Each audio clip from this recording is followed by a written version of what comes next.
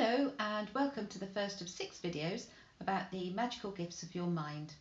The first higher faculty we're going to look at is perception, and this is basically the lens through which you view the world. If you change your perception of a situation, that situation will change, and it's your choice how you view something.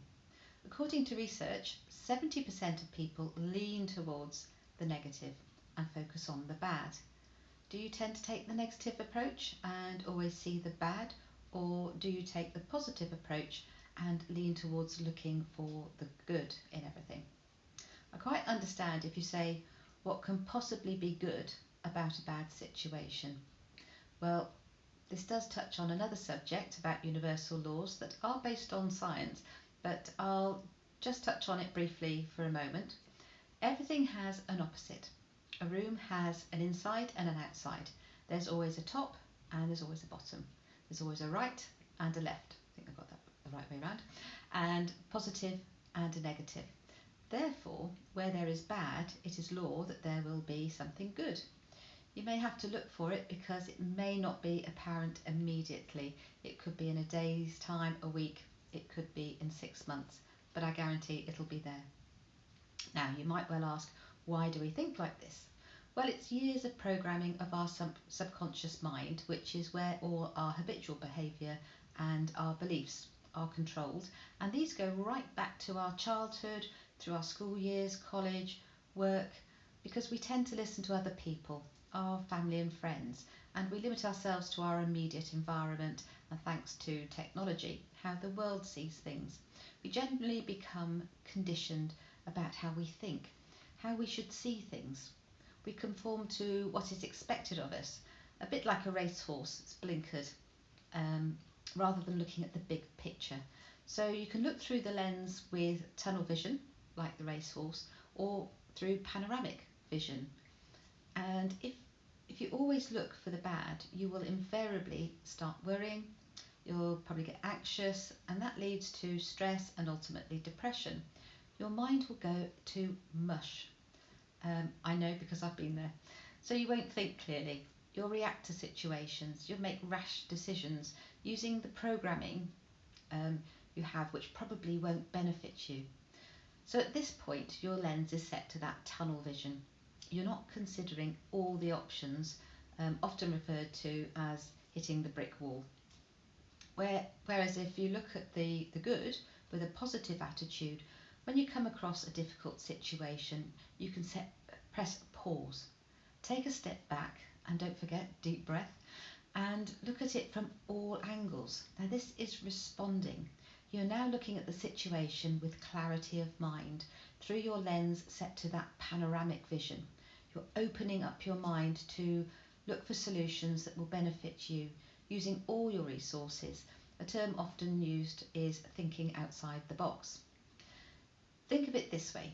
Say you're in a hotel lobby. You're looking out through the doors at a car park and there's a brick wall. If you stay here, you're blocking all the greater picture. You are focusing just on that brick wall as you've been conditioned to.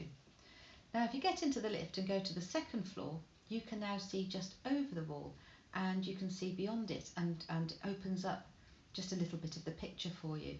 But if you get back into the lift and go to the 20th floor, well, you can see for miles. And this is what you can do with your mind. You can open up the greater picture of a situation and you can see all sorts of opportunities beyond the problem, beyond that brick wall. So you can find the best solution for you, the results you're looking for. Now, what is right for you may not be right for someone else. For example, we may both follow football. I don't actually, but we'll just use it as an example. And the team you support scores a goal. Then that is good for you and your team. But from my perspective, it's not so good because we've now got to score a goal to catch up.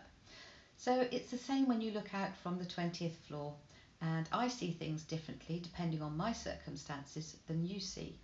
And so you may well go down a completely different path depending on your circumstances and what's best for you than I will. So always respect other people's perspective. And there is the classic question you often hear people ask, Do you see a glass half full or half empty? So let's take that question and apply it to, God forbid this should ever happen, your house burns down. Do you stand there and think, I could have died in there, I've lost everything, I'm ruined? Or do you think, thank God I got out safely, it's only material things, I've got insurance, I can rebuild my life? Which one are you? This is all very much linked to the other higher faculties, so as I mentioned in the introduction, please bear with me. It'll all come together on day 8 and it'll all start to make sense then. So now let's look at how can you change your perspective? How can you step away from those habitual ways of thinking and those deep-rooted beliefs? You can make yourself more aware by doing a great little exercise of standing one side of a room and taking a photo. Then go to the other side of the room, turn around and take a photo in the other direction. Now you've got 2 completely different photos, but it's the same room. You've got 2 completely different perspectives of it. It's the same as if I turn this camera around on my screen. At the moment you can see me. If I turn it around, you'll actually see my garden. So you'll have 2 completely different views, but it's the same room. And it's a great exercise to increase your awareness that you have different ways to view things and solve problems. So now we ask, how can you benefit from this? You can now go through a little process. You can do it physically or mentally. I do suggest doing it physically first because your mind is then interacting at a higher level and you'll get a bigger power of thought, as does writing. So try this to look for a solution.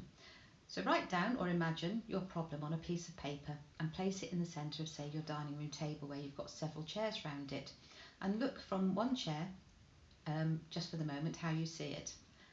Then move to another chair and ask yourself, how else could I look at this?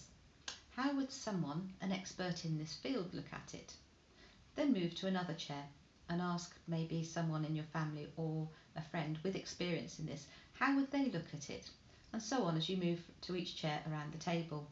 You've now taken all sorts of different perspectives on the same problem and come up to the right solution for you. But please avoid being influenced by discussing it with other people who will have lots of different opinions but with no experience in this.